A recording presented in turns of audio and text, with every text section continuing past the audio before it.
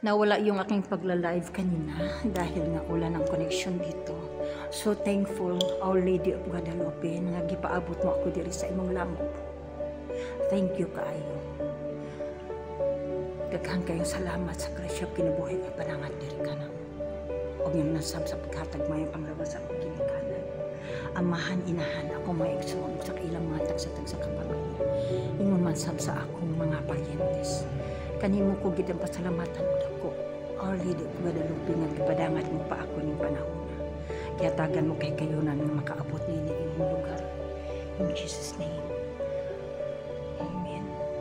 So, lalabas ako dito ngayon na hindi ako magla-live guys kasi nga walang connection dito ngayon.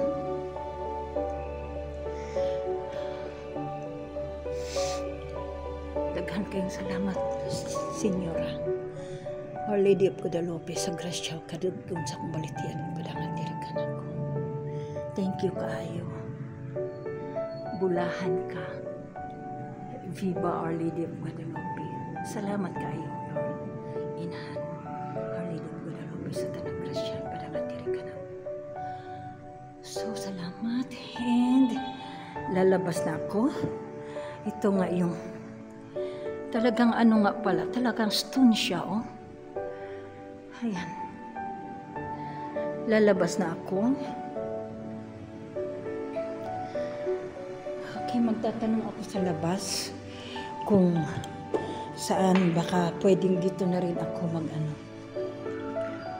Oh, tama nga sabi na watch your head. Dapat kasi ito, oh, puro bato talaga to. As in, yungib. Yungib talaga. Ang gandang tingnan. Maganda yung pagkapwesto ng Our Lady of Guadalupe. A while ago, nagmisa pala dito. Naglalakbay siguro ako from church. Papunta dito kaya hindi ko na naabutan yung misa. So, lalabas na ako dito. Will ask kung saan ako pwedeng maka-exit. Oh, Franciscan Sisters pala yung nagmamanage nito. Ma'am, asa pwede makagawas diri nga unsa na nga highway? Unsa na nga highway makagawas ko ana padung gyud dito sa church sad? Church sa Guadalupe? Opo. Oh, ganang diha. Padung dito. Ano kung maglakaw lang kasi kung maglakaw ko dito ko sa Pikas, amo balik ko sa akong agi. Oh. Dili di ay. Dili pwede maglakaw. Layo. Mga pila kaya.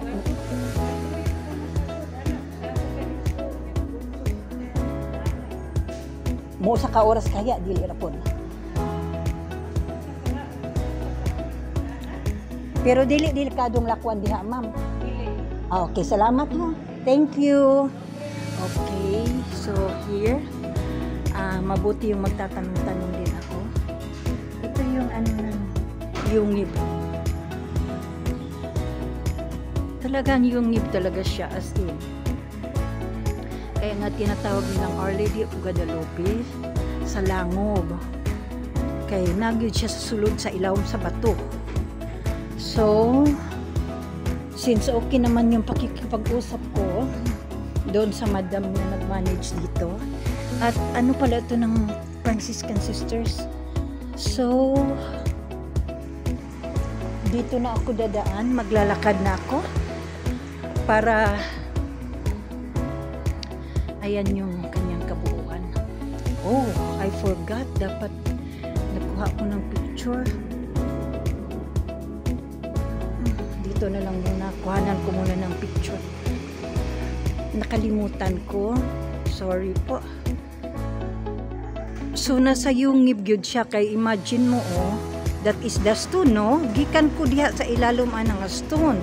So the Our Lady of Guadalupe is there. Inside ato dito ko gikan. So this was managed by the Franciscan Sisters. Kay tingnan mo bato gyud siya, di ba? So may dumaan dito na foreigner, nag-ano siya, nag-jogging.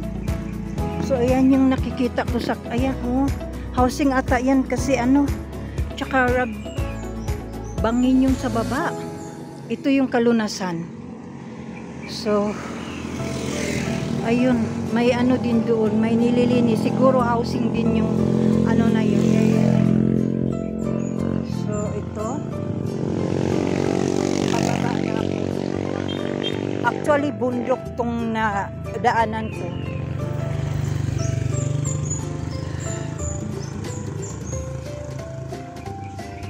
Hindi ko minamain kung gaano man katagal, gaano man kalayo. Importante sa akin is maano ko yung lakad ko ngayon at nakapunta ako doon sa Our Lady of Guadalupe sa Langob para na yung wish ko dati na mapuntahan yung lugar na yun is natupad ko ngayon. Nagpaalam naman ako doon sa amo ko kanina na aalis ako kasi doon kasi sa namin, Diyos ko Lord, masyadong maingay din.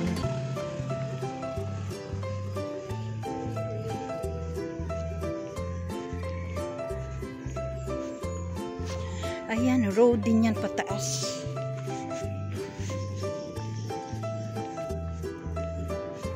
Sabi nung may elementary school daw. So, hindi daw ako sa kailangan pa-left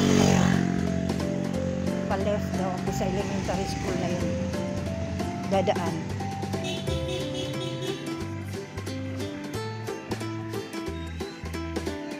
Marami pala ding mga bahay dito. Ayan, maraming manok sa baba. Oh, in fairness sabihin mo mang bukid to pero may mga garahian.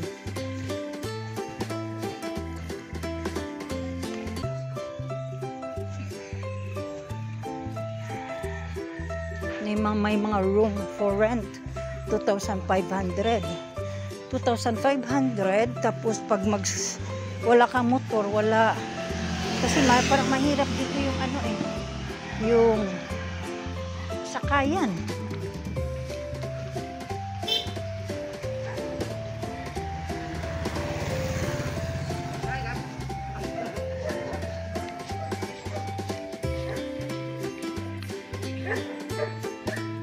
Okay, malapit na siguro.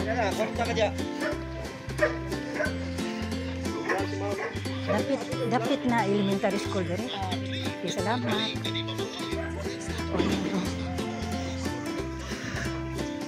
Diba? Maano na siya.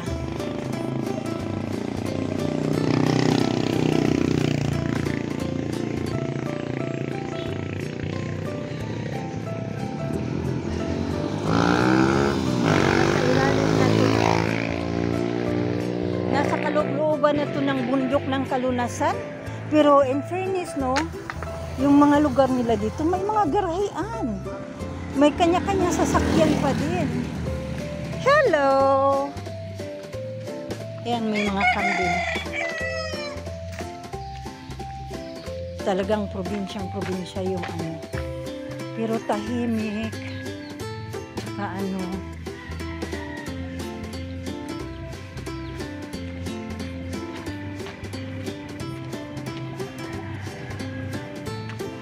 elementary school diri sir.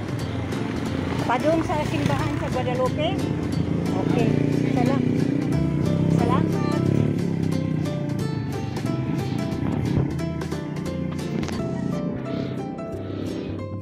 Ito na pala yung elementary school. So, diretso lang ko diri ma'am no? Padung Guadalupe Church. Okay, left side. Okay, thank you. Okay. Ano ni siya.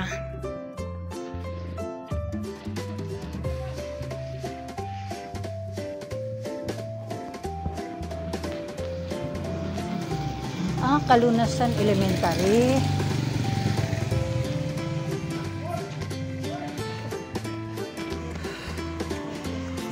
So, malapit ko na rin marating yung church. Wherein galing ako doon kanina, nakikinig ng misa, and then ngayon pabalik pa din ako doon kasi may sadya pa din ako doon. Ito pala yung Kalunasan Elementary School.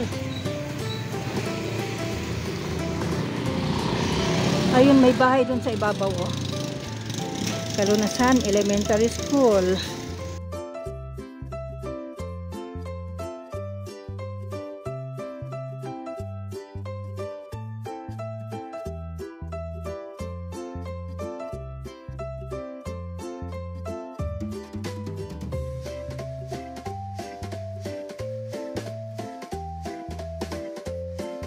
At dito nagtatapos yung aking ganap ngayon.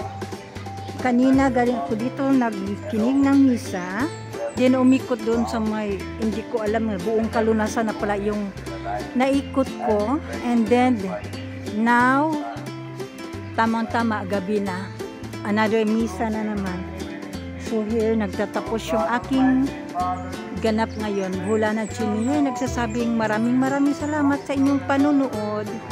Thank you everyone. So guys, I ended up here sa labas ng Guadalupe Church.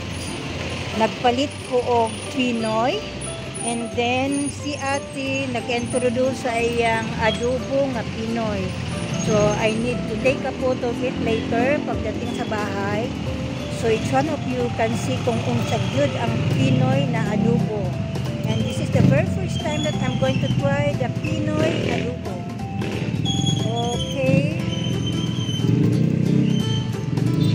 Bola na Chimi here. Thank you.